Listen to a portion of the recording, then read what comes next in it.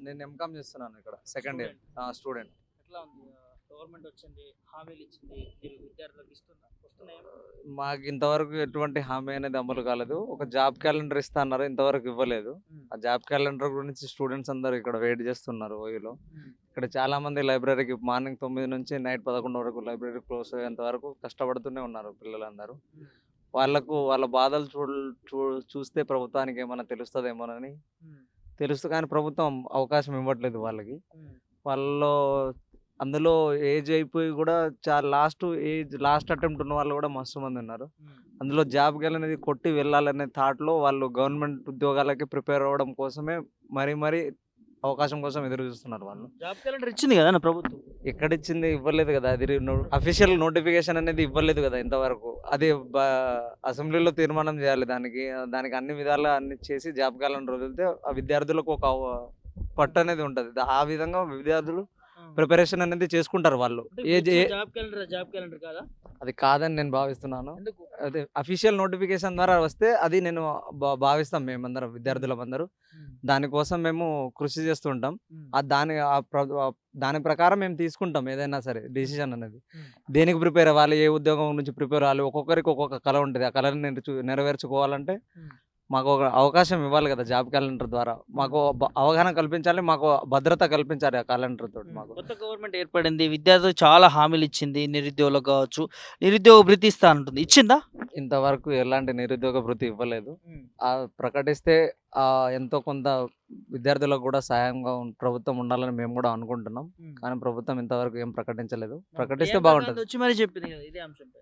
చెప్పారు గానీ ఏం వాళ్ళు స్పందించట్లేదు ఇంక. వాళ్ళు స్పందించే దాని మీద మేము హ్మ్. అవకాశం చూస్తున్నాం మేము. హ్మ్.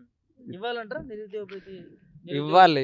విద్యార్థులు వాళ్ళకి 2 సంవత్సరాలు పీజీ అయిపోయిన తర్వాత హ్మ్. వాళ్ళు విద్యార్థులు ఏడికి పోవాలో తెలవదు. ఏం చేయాలో తెలవదు. హ్మ్. వాళ్ళు గవర్నమెంట్ ఉద్యోగాల కోసం ప్రిపేర్ అవుతున్నారు. ప్రైవేట్‌లో అవకాశాలు చాలా తక్కువగా ఉన్నాయి మన తెలంగాణ రాష్ట్రంలో. హ్మ్. ప్రైవేట్‌లో ఇప్పుడు పీజీ చేసుకొని ఎంకామ్ చేసిన స్టూడెంట్‌కి కామర్స్‌లో బ్యాక్‌గ్రౌండ్‌లో ఎక్కడికెళ్ళాలన్నా కష్టంగానే ఉంటుంది. వాళ్ళు ఏదైనా స్కిల్స్ నేర్చుకోవాలనుకుండా లక్షల కొద్దీ ఫీజులు అవుతున్నాయి బయట మాత్రం.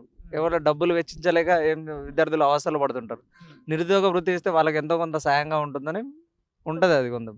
చాలా హామీలు ఇచ్చింది కదా! ఇంకా అవేమన్నా వచ్చినాయా? స్కూటీలు కావచ్చు, డిగ్రీ, ఇంటర్ పాస్ అయితే అలా డబ్బులిస్తాము. అలా ఏమి ఇవ్వలేదు. అదేంటి పీజీ పాస్ అయితే రూ. 1,00,000, హ్మ్. ఇంటర్ పాస్ అయితే రూ. 50,000, హ్మ్. 75 డిగ్రీ పాస్ అయితే రూ. 75,000 ఇస్తామని హామీ ఇచ్చారు. హ్మ్. అలాంటివి ఇంతవరకు ఏం అమలు చేయలేదు. ఆ ప్రభుత్వం దాని గురించి కూడా ఆలోచించి అది చట్టసభల్లో పెడితే బాగుంటదని హ్మ్. మా విద్యార్థులు కూడా మేము కూడా ప్రభుత్వాన్ని కోరుతాం. ఏమనుకుంటారన్న విద్యార్థులు, నిరుద్యోగులు హామీలు ఇప్పటివరకు ఒకటి కూడా అమలు చేయలేదు కదా!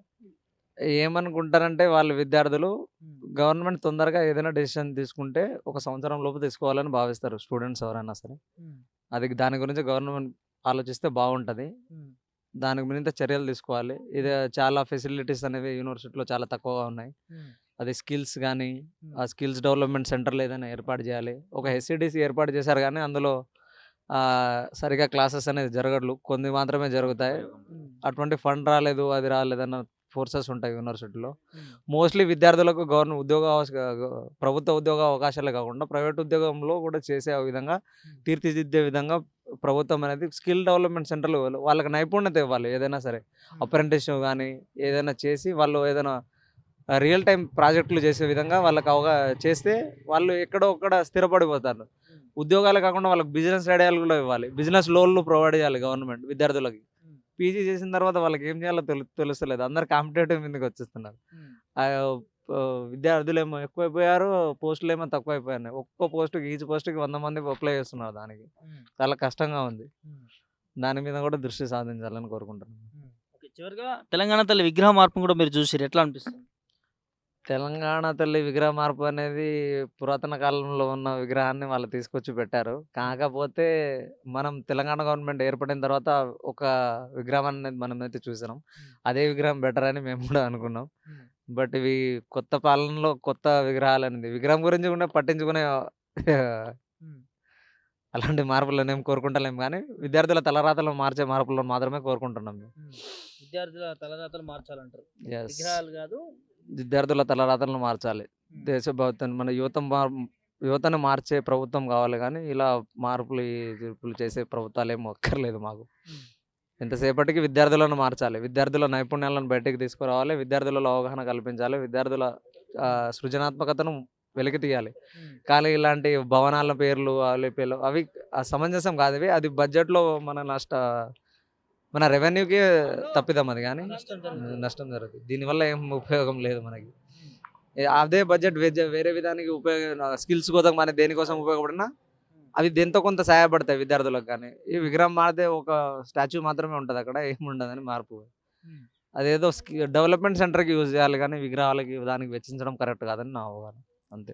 ఓకే. మీ పేరేం పేరు? భానుప్రకాష్. ఎట్లా ఉంది కాంగ్రెస్ గవర్నమెంట్? ఇంకెట్లా ఉంది? ప్రజెంట్ కాంగ్రెస్ పాలన అంటే ఎటువంటి ఉపయోగం లేని పాలన ఇది. ఆ.